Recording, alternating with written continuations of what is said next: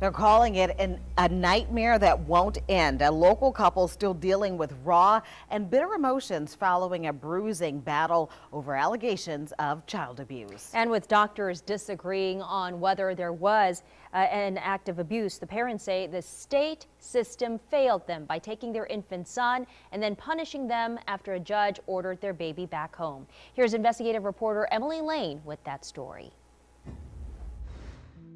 He is 17 months old, and his name's Rivers. Last summer, Tess and Chris Strickland were up, trading night feeding shifts, adjusting to life with the newborn in their Gentilly home. They noticed marks on Rivers, around his eyes, and then what looked like some bruising. I took a picture of that, I think, and I reached back out to the pediatrician. Tess says the pediatrician referred them to a blood specialist, who said to keep an eye on it, but wasn't concerned. Then at his 8-week checkup, the pediatrician asked Tess if she'd spotted any more marks. I said, yes, actually, I'm glad you asked. So I whipped out my phone. The pediatrician left the room, then came back and told Tess to brace for a difficult conversation. That's what she said. She had to report us for child abuse. And I was like, wait, what? An ER doctor they were told they had to see Rivers did not find child abuse. He diagnosed Rivers with capillary fragility. In other words, bruising easily. The State Department of Child and Family Services investigates allegations of child abuse. Tess says its inspectors came to her house the next day with 2 New Orleans police detectives. She says the officers left after interviewing the parents separately, saying they didn't find abuse. Next, Rivers had to be seen by a physician who specializes in child abuse. Yeah, anything they had came from us. Yeah.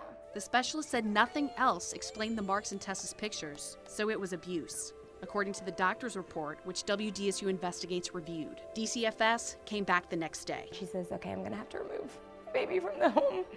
So she said, you have to go put him in the car seat in my car, and we're gonna take him away. At a hearing in juvenile court days later, a transcript shows Tess and Chris's lawyer asked why the specialist report excluded the ER doctor's finding of capillary fragility as an explanation for the marks. After Rivers was taken from his mom and dad for a week, a judge ordered him back with his parents.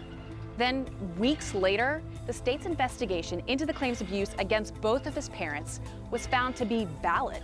Because of the valid finding, Tess and Chris were notified by DCFS both their names would go on a federally mandated child abuse registry until Rivers turned 18.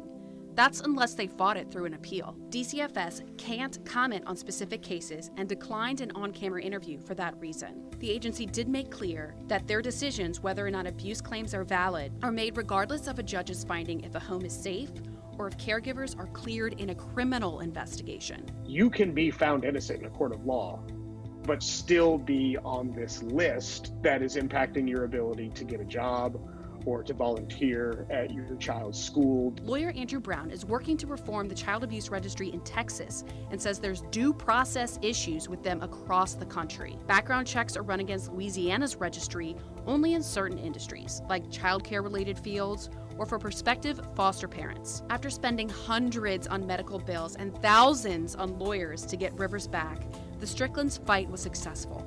The agency ultimately changed their finding of abuse and neglect from valid to inconclusive. Families who can't afford a lawyer are given one for proceedings about family separations, but not to appeal adding their name to the registry. You know, nobody's going to make that right for us, and like just the worst is the stress and anxiety. But again, back to those people that can't afford that. So what happens to them? Their child just gets taken away. Joy Bruce with CASA New Orleans says the state needs any tools it has, like the registry, to help protect children. But that doesn't mean it should escape scrutiny. It is not a perfect tool. It leaves out a ton of information. On the other hand, sometimes it takes more information than what we would actually need. Tess says their family is doing well, but it took a year of therapy to get to this place. She recalled her last session. She looked at me and she's like, Tess, you're a good mom. And I don't know if I believed it at the moment, just because everything we went through.